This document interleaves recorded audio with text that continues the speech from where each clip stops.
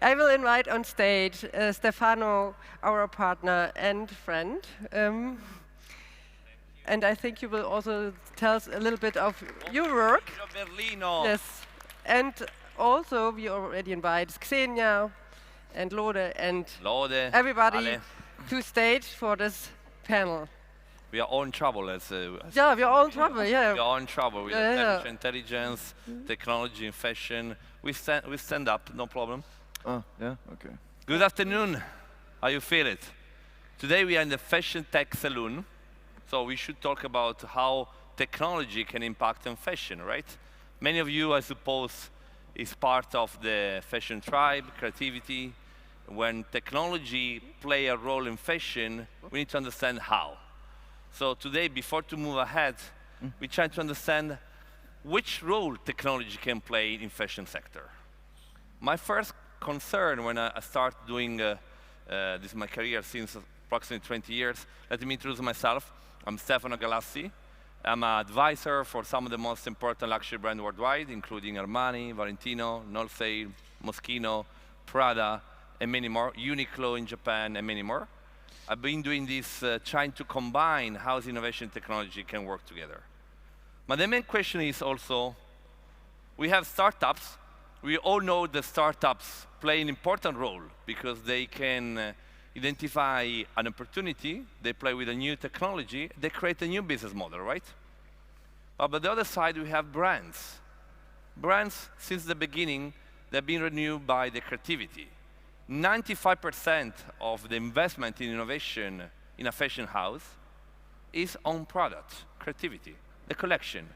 Every year, multiple collections are happening. But what's going on the processes, on the new business model, on the sustainability, on the circularity, on the metaverse, on artificial intelligence? How actually all those technology can play a role nowadays? This will be the question of today. So today here on the stage, we're going to have basically presented 3 case studies between startups and a corporate, a brand.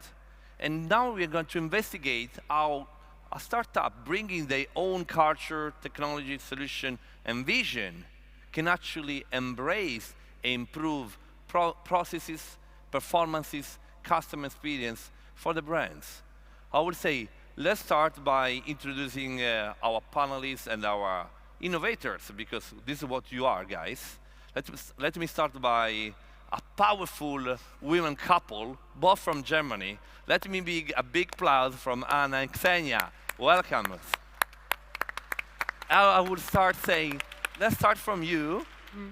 You're part of a brand, you are a start-upper, innovator, global trotter. Together, you embrace a new project, a new beginning, I will say. Let's tell more about what you did. Yeah, okay.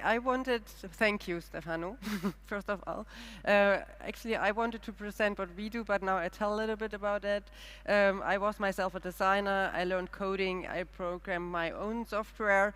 And today we are a platform transforming digital product creation to only some simple clicks. We work with AI, doing data analysis, bringing digital products out of this in only seconds. And we work together with Apart Fashion from Hamburg, and we analyze data. We brought dresses, actually, which we generated, and then we directly transformed them into 3D designs. And yes, now you can keep going. Yes, I'm Xenia, and I'm the opposite of Franziska, because I studied computer science and I landed in fashion industry.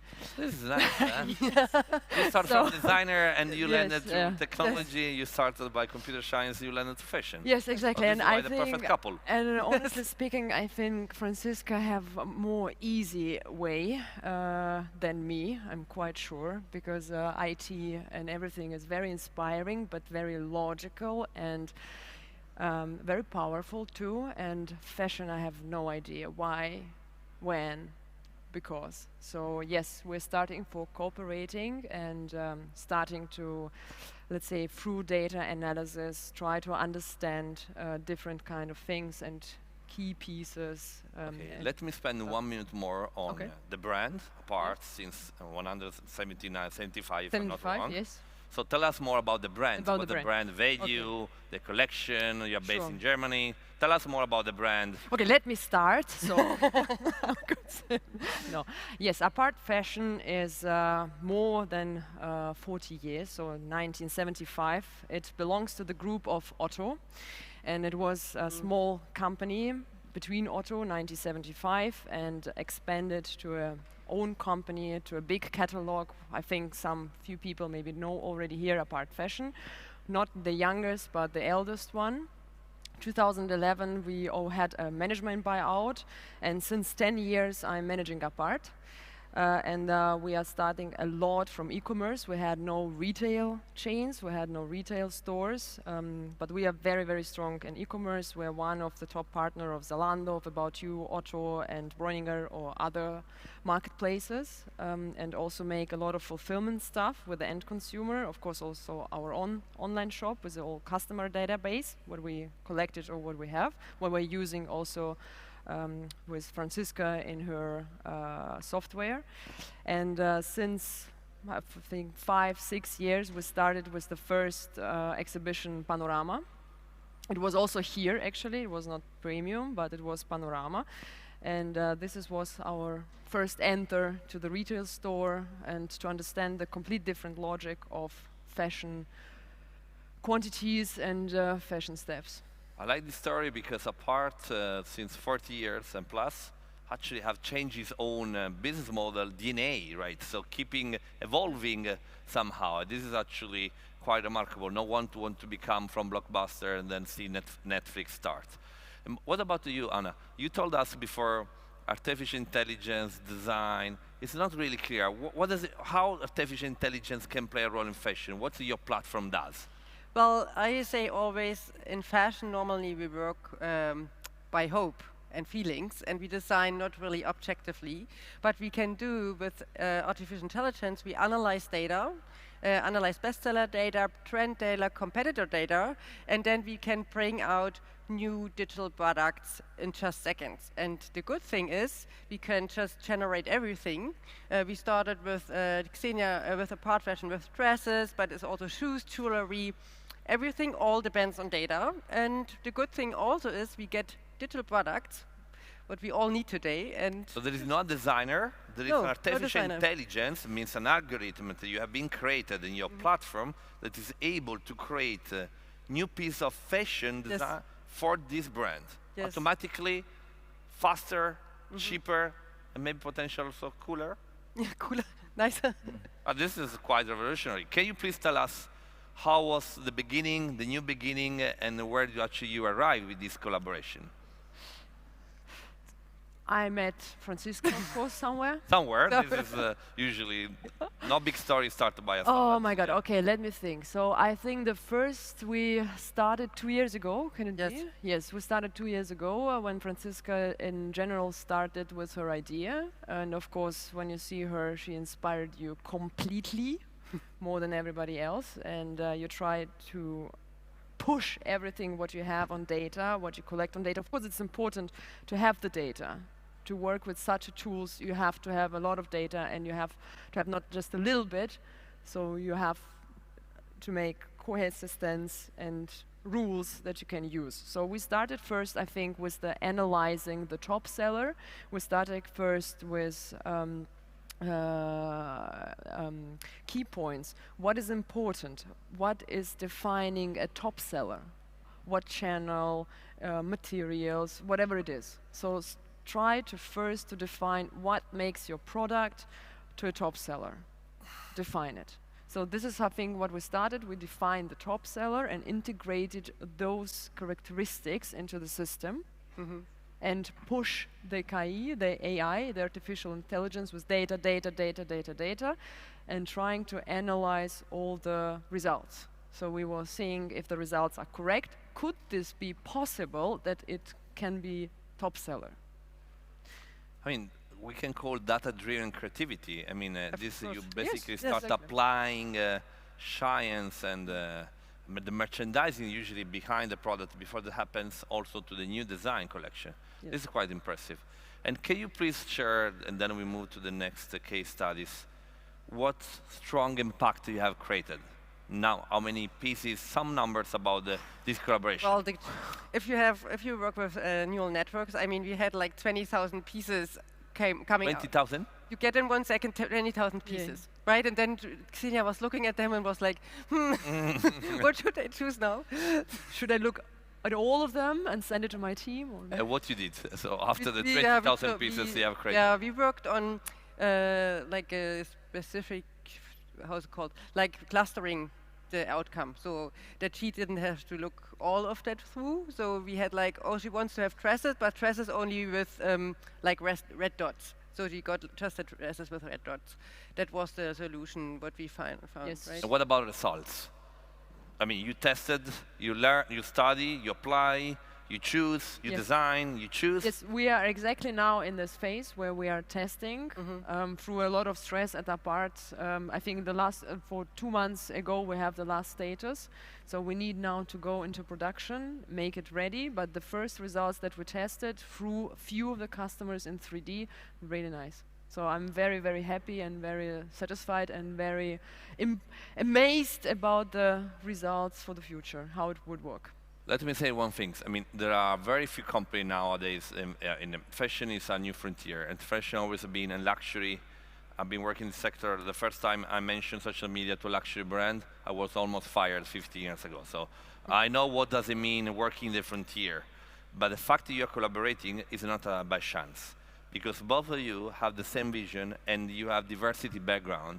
So I may say that you are both fast-forward thinkers. So means you want to experiment based on data. So congrats. Thank you so much for sharing your story with us. Thank you. Thank you. Let's move to the second story. Second story, second case studies, second startup, second brand. Alessandro, you have been in creating a platform in circularity using technology for a famous, very international brand that is Pinko. That, if I'm not wrong, is $220 million brand with stores in Shanghai, New York. So a pret-a-porter, nice Italian brand, but with international presence.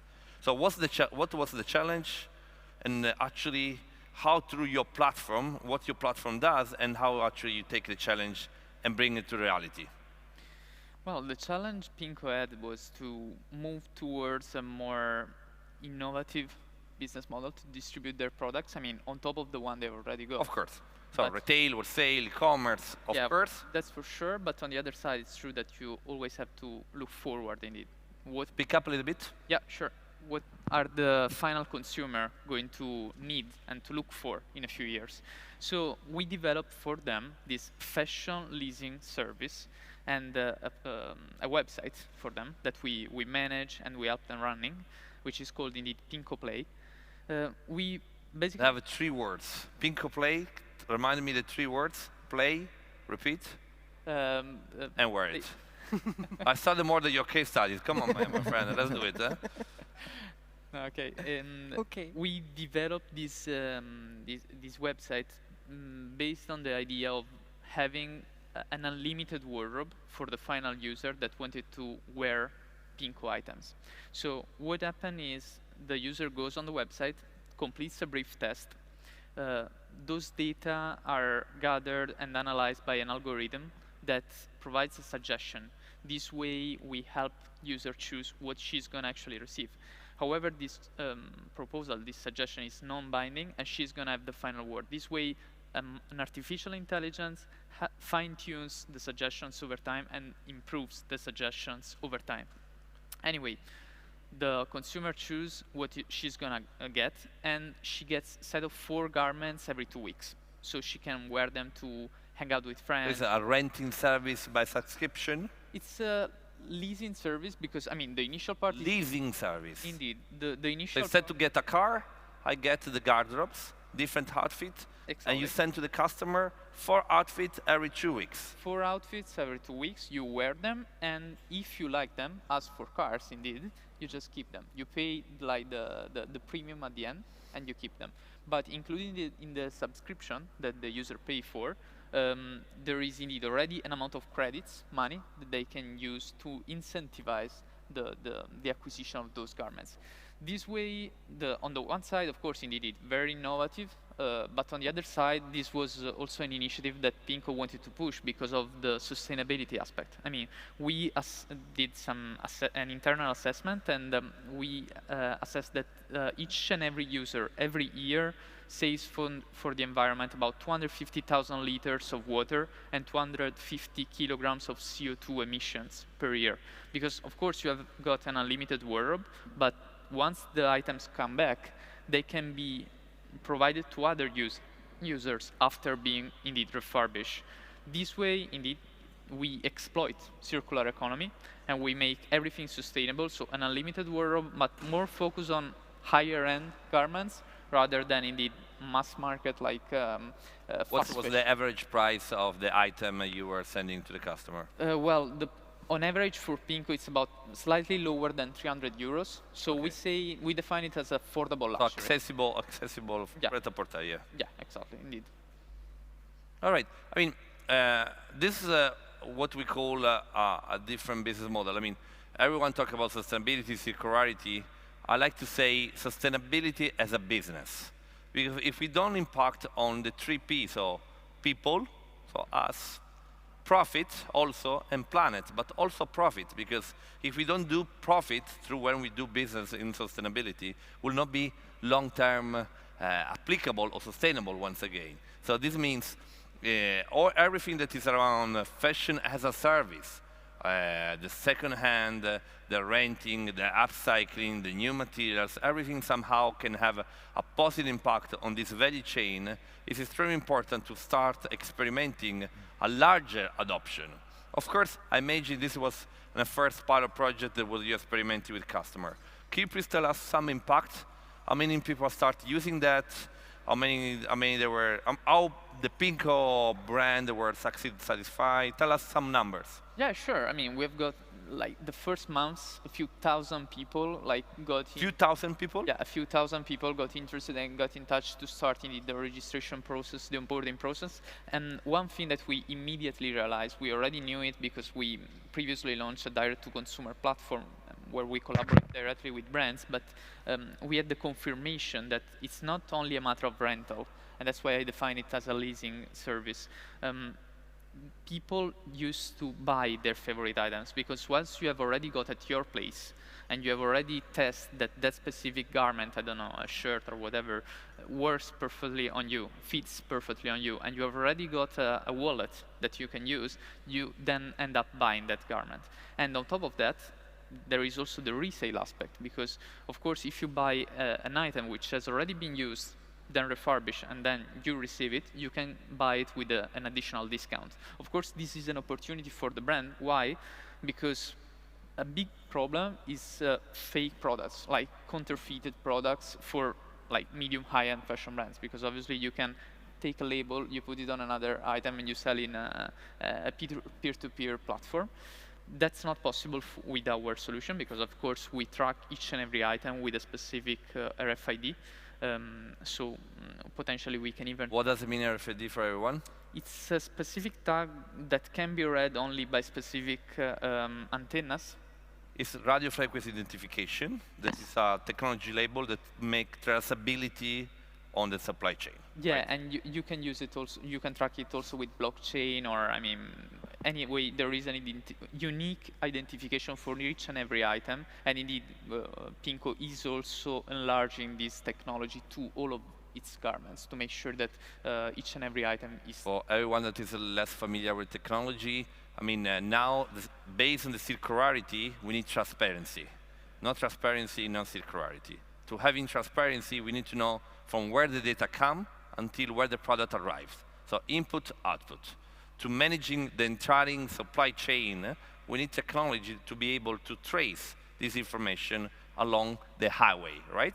This, in the past, for the past 15 years, have been RFID technology. Now RFID technology is serving as an enabling factor to the blockchain. That is purely digital, but these two things could be connected. That's what we do in it. So, final remark.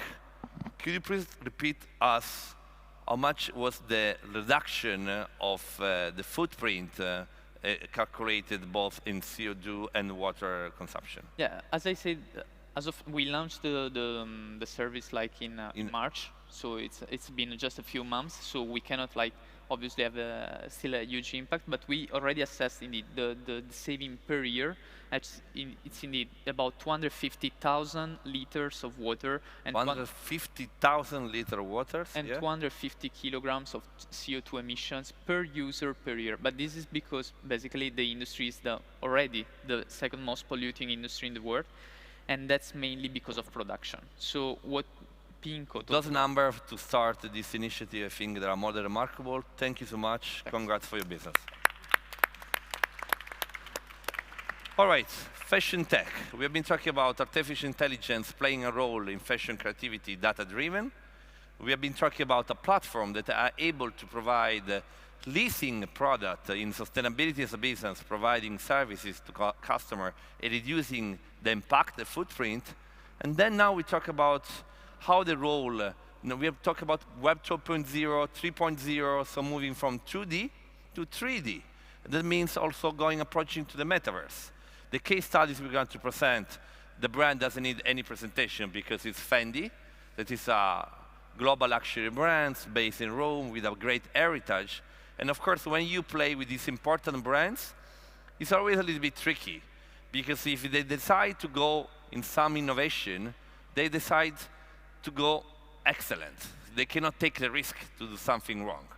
So for these case studies, they chosen Tridium. This is one of the most important international scale-up about NFTs and metaverse 3D platform. So let me welcome again Lodi here, the com from Tridium. So my friend, tell us more about, we know how sometimes it's difficult to talk with luxury brands because they need to protect their heritage, their product, their brand equity image. What was the challenge? What actually was your platform performing, and how you made together happening this project? All right, so first to give you guys a bit of background as to what we do is that we've created a platform, essentially an engine, where we can turn static product images into fully immersive 3D and AR experiences. And so Fendi had approached us that on one aspect they wanted a sustainable solution that would help with their inventory management, but also provide a better white glove service in store. And so, as you all are familiar with, they have the Peekaboo bag, their iconic handbag, and they have a custom service, essentially, that you can build the bag however you'd like. And this is especially for VIP clientele, where you would sit there, you would have basically a book with swatches of the various materials, and you would go through a checklist of how would you like your bag. And so they had approached us in terms of how we could visualize this process. And so we create photorealistic 3D renders that allows you to see a bag from any angle and zoom in and out with rich rendering, so you can clearly see the details of the craftsmanship and the overall materials, but also seeing whatever option you choose instantly. And so what was very important is that everything is 100% digital. So we only received a handful of images. And so this reduces the need for sampling, handling, logistics, because all we get is an email with images, and they can now provide a fully personalized custom experience to their customers. Fully digital. Can you please just tell some few details? How much could be the cost of a Fendi bag, in this case, full personalized, the final price for the customer? It's between 3,000 and 4,000 euros. 3,000 to 4,000 euros. So, we're talking about the luxury items. So, let me give you a number. We talk about fashion tech simply because 5 years ago, usually people were traveling around with 1.8 to 2.1 device connected internet. Nowadays, luxury traveler, high net worth individual, there are people that have power to purchase, they travel with 4.3 device connected to internet. And they spend their own time, we said before with influencer, Twitch, Instagram, TikTok, and more also in Roblox as our kids and so on and so forth. So nowadays, after COVID, that accelerated dramatically the transition of luxury and fashion to digital, 81% of all the purchase of any sector, any segment, are influenced by online. So it means even if tomorrow you go to the store, you buy something, somehow you've been influenced by the influencer before, you have been watching this guy on Twitch, on a metaverse concert, or whatever. So this means that digital has become, also for luxury, the place to be. There is no other way to actually run business. So once you have created this platform, can you please tell us also, you say the full digital process, right? You don't need to produce the sample. What does it mean by a business point of view doesn't produce the sample? Can you please tell us more? So now brands basically have the ability to see products without actually needing to get real materials. You also have the chance to share these visualizations with your global teams. So everybody can be immediately involved, and there's no logistics, no sending things, no setting up studios. And so you reduce the overall costs, and you give everybody the ability to really quickly collaborate and co-create new fashion items.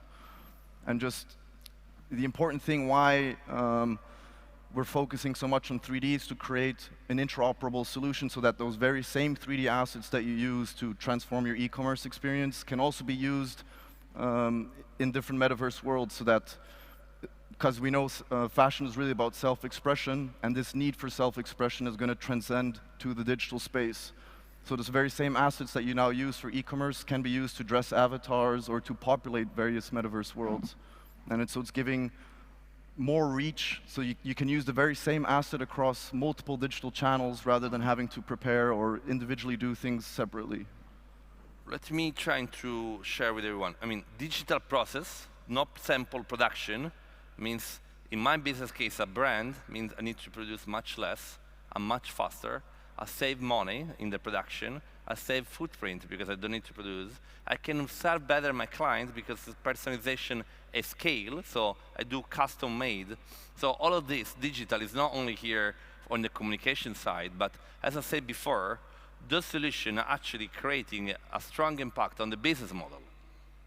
And the last point, and then we're back to the artificial intelligence, you were mentioning that digital, once the 3D have been created, I can use it in multiple platforms.